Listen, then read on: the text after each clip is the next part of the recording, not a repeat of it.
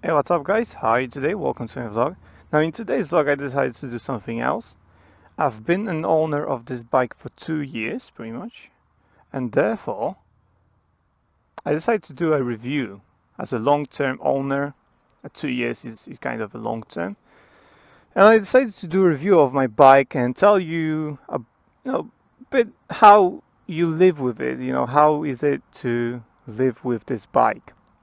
It's a Suzuki SFV650 Gladius, and it's an ABS model. And I got it, as I said, 2 years ago. And it's a good bike. It's a V-twin. It has a V-twin engine, 645 cc, I believe, to be exact. Uh, 70, I think, one brake horsepower, something like that. 53, I think, kilowatts hour. Not hour, kilowatts, basically. It doesn't say hour there. So 53 kilowatts, and I don't think you can buy it anymore as in brand new, because I've checked the Suzuki website and you cannot get this exact model. You cannot get the Gladius anymore. You can get SV650 and SV650X, I believe. There are two models, but you cannot get this one brand new. Basically, they don't produce them anymore, pretty much. But the engine is pretty much the same as with SV650, and maybe has less features because it's cheaper, I believe. SV costs brand new from the factory, pretty much from the dealership. It costs £6,000, and now I've saw on the website that are doing actually a kind of a deal promotion kind of thing. If you test ride this SV650 and decide to buy it that day after the test ride, they will lower the price by £500. So instead you don't pay 6,000, you pay 5,500. So there's a deal right now going on for a few months, and this bike is very good. I like it. Small, it's very slim, small. It's very fast. It's a fast bike, and it has lots of features. It is very easy to ride this bike. So if you are doing, for example, your DAS or something like that, some of the schools may have SVs in them, like that you will ride on SV. I actually did learn on SV, actually SFV Gladius. I learned on SFV 650 Gladius, and I bought SFV 650 Gladius with ABS. I don't remember if they had ABS as well or not, but it's pretty much the same bike that I bought, and I like it a lot. And let me tell you, it's very easy to ride this bike. The throttle, you cannot pretty much stall this bike. Seriously, you have to do it intentionally, because even on third gear, if you stop at the lights and you stay in the third gear, you can just go, because the throttle is controlled by computer. So it helps you not stall the bike. It's very easy to ride. It's very nimbly. It's very fast, and its acceleration is very good. So those are very good things, right? It's fuel economical compared to other bikes. So I'll give you a few examples from other companies. So Honda, for example, CB650, I believe it's called S or R. Sorry, it's R now. CB650R. So it's similar naked type of bike. It is more powerful, so it has more horsepower and more kilowatts. I believe it has 70 kilowatts and around 100 horsepower, something like that. So it is more powerful, but it's not as fuel economical, and it's more expensive, obviously. So, for example, SV650 cost £6,000 without the bonus, right? Without the price reduction after the test ride. The CB650 costs 7,200. So that's over £1,000 gap between them. And let me tell you, right, because you do get, obviously you will get faster acceleration and stuff like that, but this bike is plenty fast, man. It will easily do 70 miles an hour in very quickly, and I can tell you that right now. If you go to a motorway and just from a low speed start up and go to a high revs and just change gears at high revs, it will go 70 in no time, man. You will probably not even notice that. and you'll be focused on watching the road ahead. So it is a very quick bike. You don't need anything faster, I believe. It has loads of power. Some people will say that it sounds very good. I have earplugs and everything, so I don't really hear it that much. You probably don't hear it as much as you would like, probably, because my mic is tucked in the lowest setting for the voice, as I don't want you to hear the wind noise, basically. So that's why you might not hear the full extent of the engine when I ride. But yeah, I have a lot of good things to say about this bike. I would recommend this. It is a small bike, kind of. It fits through gates and stuff like that because I have to park my bike on my private property, which is a front garden, and it fits through there. So if I bought a bigger bike, maybe with fairings and stuff like that, it wouldn't fit, and I would have a problem, scratching in and stuff like that. And that's why I love this bike because it fits everywhere. It's smaller, kind of, and the handlebar just fits through my gate and doesn't scratch anything. I can easily move it out and in to my front garden, which is a great feature. As I said, I have to have a smaller bike, but this comes as a price. It is kind of smaller, because I am a 6 foot something like guy, right? This bike is a bit small for me, right? Because when I sit on it, my legs get cramped up because of the sitting position. So the seat is a bit low for me. But if you are shorter than 6 foot, I think this bike will be alright for you, and you shouldn't have any problems like I do. But obviously, that's something to consider when you test ride actually those bikes. I would actually suggest to test ride the bikes, even brand new ones. Just test ride them, and then you can buy, for example, used one. But you know what you're buying. You know what type of bike you want to do beforehand. And obviously, privately, people will ask you to, like, deposit the money first before you do a test ride rather, so that you don't steal the bike, or when you damage it, they have the money, right? That's usually how it works, from what I saw. Like, they will ask you to deposit the money first, and then they will allow you to test ride the bike. Because as I said, they cannot really test ride with you, or maybe they can, but obviously you are steering the bike, and bad stuff may happen, and obviously you could just say, "Oh, I don't give a shit," it's your bike or something, and just run away, and they will never, they have a broken bike, no money and stuff like that. So that's understandable. But you can do it for free. Just go to a dealership like Honda, Yamaha, or Suzuki, and just book an appointment for a test drive or ride, and test the bike out. And then you can buy a used one if you don't have a budget for it, obviously. So because you test ride, that doesn't mean you have to buy it. So don't be afraid to test ride stuff. You don't have to buy it. You can just test ride it. I don't like it, or I like it, but I'll just search for something else. You can say, it doesn't matter. You don't have to buy it. It's a test ride. So let's go to bad points, perhaps, about this bike. One of the, as I said, bad points is it's small. I'm cramped on it. My legs sometimes get cramped because of the position, and my balls are on the tank most of the time because of the seat position, kind of slope. So I'm not sitting further up back because I will slide. Each time I brake, I would slide forwards onto the tank anyway. So I just sit on the tank straight ahead. There's no point for me to sit backwards.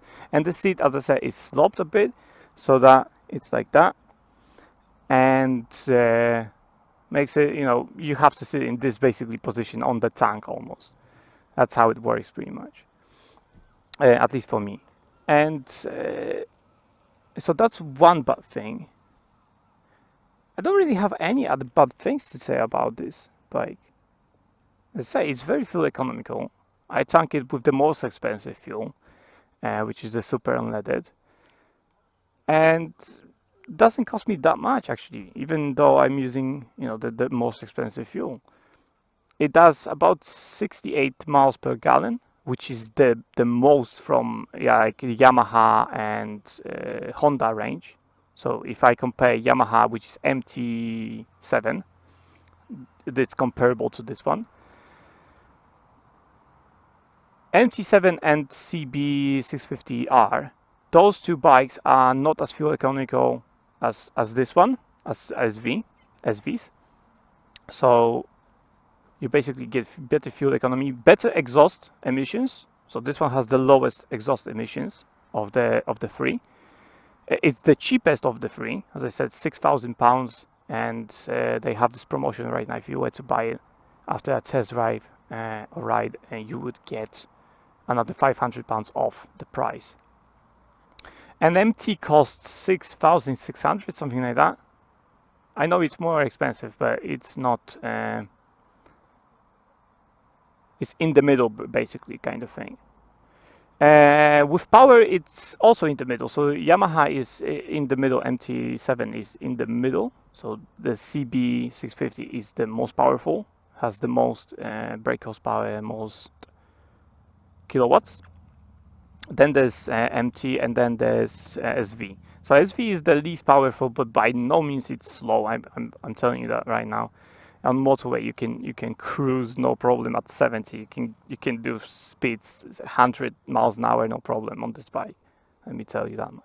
And you don't need more than 70. As I said, that's the legal speed limit, and sometimes people do more. But yeah, it is a very good bike.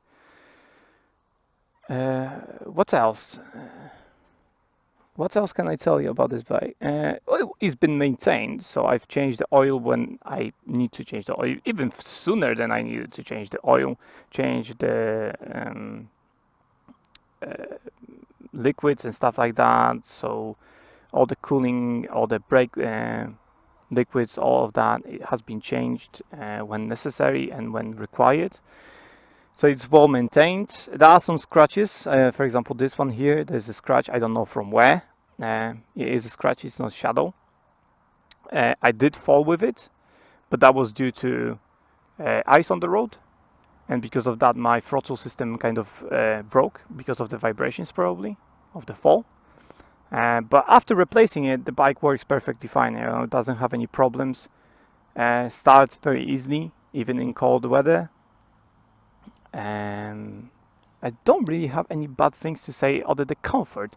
It's not very comfortable bike for me, at least, because I'm a tall guy. It's not a very comfortable bike for me. But yeah, it's a very good bike. It's a very good bike. It looks nice in overall. I don't have any problems with the look of this bike. And you can have a lot of. I have a top box as well with it, so I probably said that in the past, basically, and you probably saw it in other videos. But yeah, it's nice looking bike. It looks basically very well. I mean, clean. There's not too much stuff going on. It's clean. It's a good color. You always get this two-toned color with it. So that's nice as well. That's nice touch. You have two-toned color, not just one whole black. You can get whole black, I believe, but you can also get like blue and something, and so you have a different match of colors.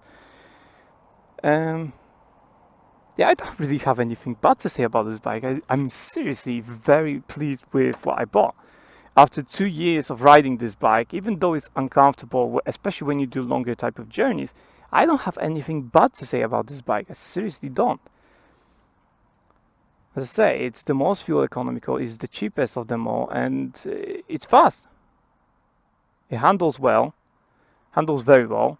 Maybe the clearance is a bit rubbish. Maybe that, because sometimes when I do take sharp turns, lean a bit, because my leg is in a this type of position.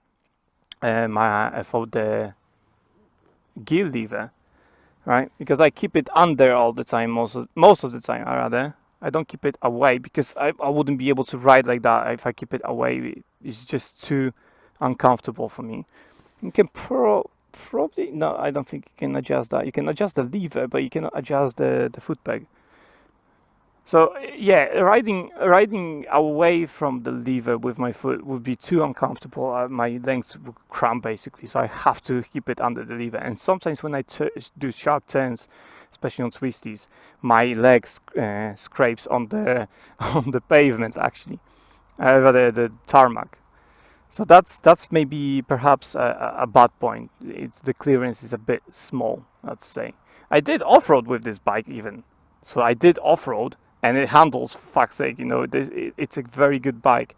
I'd recommend it to anyone because it is a good bike. For 2 years I owned it, and I have the only bad thing about it is basically comfort. That's all. There's nothing else I can say bad about it. Everything works. Everything works as it should. That's pretty much it. Added a couple of things. As you can see, the heated grips. Today it's summer, but obviously I'm not gonna take them all every time and then install them again for winter. But yeah, heated grips. I have a rack behind me. I have crash banks over here. So those were with the bike, but I had to change this one due to the crash on ice. So it's on both sides. I have them. I have radiator cover kind of thing. So yeah, it's a great bike, man. I would recommend it to anyone who passed their DAS or A1 license, who has A1 license. It's a great bike for the city. For the city, it's a great bike, and if you do occasional trips, you can live with it no problem. But during 1 hour of your journey, which is like most of the commute people do, 1 hour you don't feel the comfort that badly, the bad comfort, that much. It's after 1 hour, kind of 2 hours after you go on 2 hours on the road on this bike, yeah, you feel kind of, oh shit, it's my ass, my legs and stuff like that. You start complaining. Perhaps a cushion, air cushion would be a good solution. I just cannot make myself buy it because it costs like £100 and it's the cheapest one. And I would like a better one, so it's £160 for just an air cushion. And obviously, I keep this bike outside, right? I don't have a garage, so I am kind of afraid that someone will fucking steal £160, air cushion because it's just held with the straps underneath your seat. So I would have to take it off and put it on all the time, or maybe only when I do long trips. I don't know. But if it's actually better, I would probably want to ride with it all the time. That would be my guess. And I've done, let me just see how much miles I've done. 16,000 miles it's done, 16,200. So that's the mileage. But I've done about 6,000 miles on it. A bit less than 6,000 miles. That's 5,550. But I resetted that, so it's almost 6,000 miles I've done on this bike. That's wrong. That's not mine. Time is wrong. I didn't set it up for 2 years. I didn't bother setting out the time. I don't even know how to set it up. I never bothered. I always have the overall mileage on display. Yeah, it has loads of features, as I said. This bike has ABS. I think you can get ABS with SV650. I don't know if they have it or not, but you can look that up. Or buy the used models basically, and you'll have ABS over there, and you'll pay cheaper, obviously. What else? As I said about the throttle system, the computer controlled throttle, that's very good. It makes the riding easier, a lot easier. Stalling this bike is difficult. Brakes are very good on this bike. You have double disc brakes at the front, single disc brake at the back. But the disc brakes are good. The brakes are also very good. Depends on, obviously, if you buy good pads. If you buy a rubbish ones, the braking power will probably suffer a bit. But yeah, the brakes are very good. Its stopping power is very good. It's not a 125, obviously. It's a big bike, and usually big bikes have good stopping, force power, we like to call it. Yep, something flew over there. What else? A computer, obviously you have a computer with new bikes. This one is 2011 model. But with new bikes you get a computer of some sort. They no longer, well, you have revs over here as a mechanical one. But it's computer controlled everything over there. So you don't get kind of a manual clocks anymore, I think. Maybe with very cheap bikes, like they want to save some money, or maybe with retro bikes, like they want to keep a certain styling to the bike. But with those street bikes, the sports bikes and stuff like that, you get computers most of the time now. So yeah, that's pretty much it. I 5 out of 5 for this bike for me. Even though the comfort is maybe 4.8 out of 5 because of the comfort, but I'm still very happy with this bike. And as I said, compared to the other bikes in this range, this one is the cheapest, the most fuel economical, the least exhaust. It's Euro 4. The other ones are probably Euro 4 as well, although they have a bit bigger exhaust emissions. Uh, it's the cheapest. I don't know about the insurance. I pay a lot for my insurance. I don't know why. It's not because of the bike. It's probably because of me. They have me like on a blacklist or something. I don't know. The funny thing is, actually, I've received another quote from them after buying a quote, after paying for my insurance, which was cheaper actually. Oh, dude, seriously, I hate insurance. I hate dealing with them. So anyway, yeah, that's my bike. 2 years passed. The service has been done regularly, even more often than necessary, sometimes. And it's been well maintained. Although it has been in a crash once, there's no problems with it whatsoever. Everything has been changed, and whatever wasn't working after the crash, it's pretty much replaced with original parts. Yeah, great bike. I'd recommend buying it, whether it's new or not new when it's used. These bikes are not very coming down on the price. They keep the prices actually, because when I checked the internet for those bikes, used ones obviously, I paid for mine £2,600 for a used bike, 2011, one owner only. So it has only one owner. I'm the second owner. And these bikes cost, from my year even, with ABS and stuff like that, they cost 2,500, 600. So they keep their price. After 2 years, they cost pretty much the same price, similar prices. So it didn't lose on value that much, this bike. And I added onto this value because I have heated grips, I have a rack with top box. Obviously, I'm not gonna sell a rack with top box because I just like paid £200 for it, and I can use it on. I mean, I cannot use the rack if I have a different bike, let's say Honda, but I can use the top box, so I wouldn't sell the top box. I could sell the rack because, as I said, it's for this bike. It's not for Honda or Yamaha or something like that. It probably wouldn't fit them. It has a specific, setup for screws and stuff. And there's crash banks, so that's additional protection. It has a factory alarm and immobilizer, so that's also great, a good selling point. So I think I would probably get the same price for it, even though it's a bit scratched and stuff like that. I probably could get the same price for it with those added features that I did. But yeah, anyway, that's my bike. After 2 years, I'm very happy with it. I don't have any problems with this bike. I don't complain about this. As I said, the comfort is a minor issue for me, but I don't complain about it much. I use it pretty much whenever I can. I love my bike and I don't plan to sell it. So don't ask me in the comment section if I want to sell it or something. No, I'm not selling this bike. Even if I were to buy another bike, I'll probably keep this one. I wouldn't sell. I'll just buy a new one or something. I actually plan to buy another bike, not a big bike, a small bike, just for fun.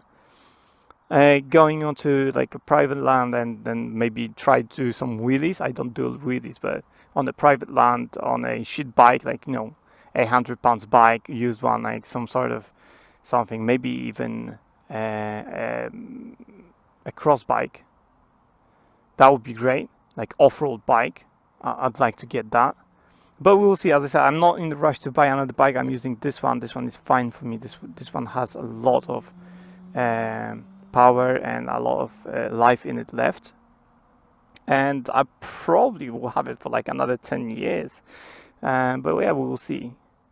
As I said, I would like to get a few. I would like to have few bikes. That's for sure. I just don't have a space to keep them. But I might be able to buy another bike in the future, but who knows, and we'll see about that. Anyway, thanks for watching. I know it's long-winded and I talked a lot about my bike and stuff like this. Just sat here on the car parking. There's a park over there. Lots of people visiting today. It's Sunday. Yesterday I was at my brother's helping him set up the shed. So that took 7 hours of my day. I didn't have the strength or really the kind of willingness to do a vlog yesterday on Saturday, and on Sunday I said, yeah, I'm gonna just take an hour or two away from my schedule and just do this recording pretty much. So it's gonna be a long one, perhaps 30 minutes, something like that. But I hope you enjoyed it. I hope you found it useful, and I do recommend this bike if you. It's from my cover. If you're ever in the market for bikes, do consider Suzuki SFV650, especially with ABS. ABS is a very useful feature. It's not a must if you know how to brake properly after passing your dust and stuff like that. You should know how to brake properly. But it's a good feature to have, just in case, right?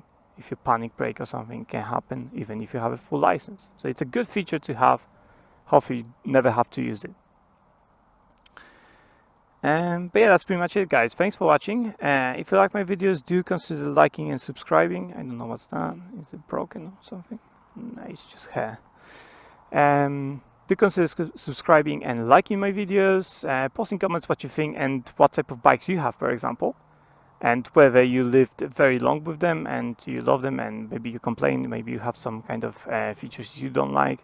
As I said, I don't have many features on this bike that I don't like, so I'm gonna keep it for a very long time, probably, most probably. But yeah, do visit the links below in the description. That will take you to my novel or to my Amazon link for my ebook. My new novel is there as well and stuff like that. So free to have a look and maybe buy my book as well. That would be appreciated. And that's pretty much it. So thanks guys for watching. Who knows, maybe in a few years I will do another kind of review of this bike. Anyway, take care guys. Have fun on your bikes. Hopefully the weather stays great and you can go out and have some fun on your bikes. And I'll see you in my next vlog. Blast out!